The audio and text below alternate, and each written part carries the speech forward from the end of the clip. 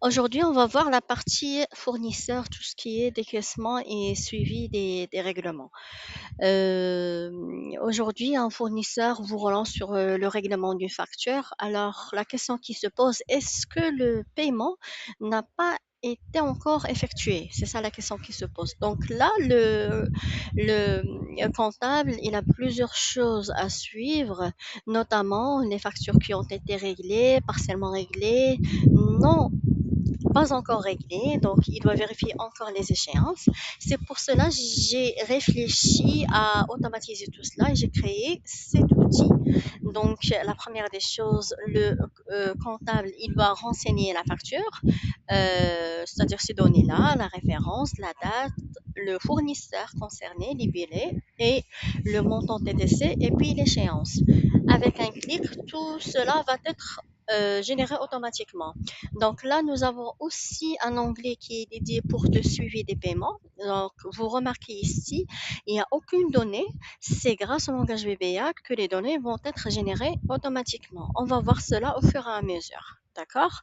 Donc, on va cliquer sur le bouton ici actualiser. Donc, un seul clic, tout a été renseigné automatiquement sur la partie bleue. Donc, le total payé, le reste à payer, le dernier règlement, statut et observation. Ici, sur l'autre onglet de suivi de paiement, donc pour chaque facture, nous avons une ligne pour le règlement qui a été généré automatiquement. Donc là, le comptable, il est peinard, il va rien faire. Donc tout a été généré pour lui. Qu'est-ce qu'il a renseigné? Il a renseigné effectivement la partie jaune. Il doit renseigner une date de règlement et le montant à payer, le montant qui a été réglé, pardon, et le mode. Donc on va prendre l'exemple de la première facture. On va faire par exemple le règlement le 28/5/2026. Le montant, on va faire 400. Uhum. Et puis le mode de règlement, on va faire un virement. Par exemple, on va faire actualiser et on va voir cela, l'impact de cette actualisation sur la première ligne. On va faire actualiser ici, c'est beaucoup plus pratique. Donc là, le total à payer est égal au montant TTC, donc le reste à payer est bien évidemment zéro. Le dernier règlement, c'est le 28/5. Donc la dette a été soldée, ça a été bien marqué, donc sans aucune intervention. On va voir l'exemple où on décide de payer le fournisseur sur deux phases. On va prendre l'exemple de 85 000. On va faire, par exemple, il a été payé en... On va faire que 40 000, ok? On va choisir un mode de paiement, virement. On va actualiser, on va voir ce que ça donne. Qu'est-ce que ça a donné? Ça a généré encore une autre ligne automatiquement. Pourquoi? Parce que on doit encore renseigner le reste à payer qui est de 45 000, ok? Tout cela se fait automatiquement. Vous n'avez rien à faire, juste à actualiser le bouton et cela va s'actualiser aussi sur l'onglet facture fournisseur, donc le montant 40 000, donc le reste à payer c'est 45 000. Le dernier règlement, ça a été le C5, donc c'est partiel en retard. Pourquoi c'est partiel en retard? Parce que l'échéance, c'est en 18/5 et ça fait une comparaison avec la date d'aujourd'hui qui est le 28/5. Donc, donc une partie a été réglée, mais ça reste toujours en retard par rapport à l'échéance qui a été prévue. Donc, le reste à payer, c'est 45 000. Et supposons que vous voulez encore que votre fournisseur vous paye encore une petite tranche. Ah, voyons voir ce que ça donne. L'outil, il va recréer pour vous une nouvelle ligne. Donc, on va faire que 40 000 cette fois-ci. On va choisir un mode de paiement. OK? On va faire actualiser. Et là, l'outil, il va encore régénérer une autre ligne pour vous jusqu'à ce que la dette soit soldée. OK?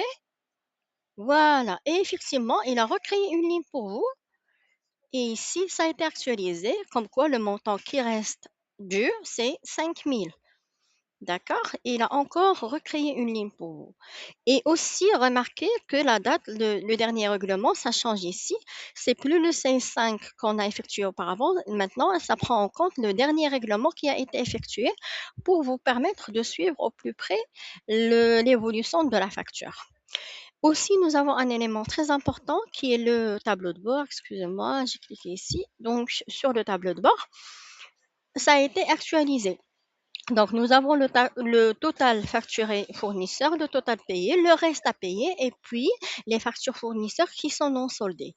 Alors, imaginons un point très important que vous avez plusieurs lignes de factures à suivre. D'accord? On va voir l'exemple, ce que ça donne avec mon code VBA qui va vous faciliter le suivi de vos factures avec un seul clic. Donc là, j'ai juste dupliqué les lignes. Je vais cliquer sur actualiser. Effectivement, tout cela a été renseigné automatiquement. Donc là, ça me marque que la référence a été doublée, donc c'est normal parce que moi j'ai fait un copier-coller. Donc là, je vais changer les références. Donc vous voyez ici, ça vous permet un point de contrôle. De contrôler si la facture elle existe déjà. Si vous avez fait un doublon, donc là, ça vous alerte automatiquement que le code facture elle existe déjà. D'accord? On va faire juste l'exemple de ne pas dupliquer la référence facture et on va recliquer sur actualiser alors que là, que tous les éléments ont été actualisés automatiquement avec le total à payer, le reste à payer, dernier règlement, le statut observation. Alors, si on revient sur paiement fournisseur, effectivement, chaque ligne a été générée automatiquement pour suivre les paiements. D'accord? Donc, vous n'avez qu'à renseigner la date, montant et mode et l'onglet facture va être renseigné et actualisé automatiquement.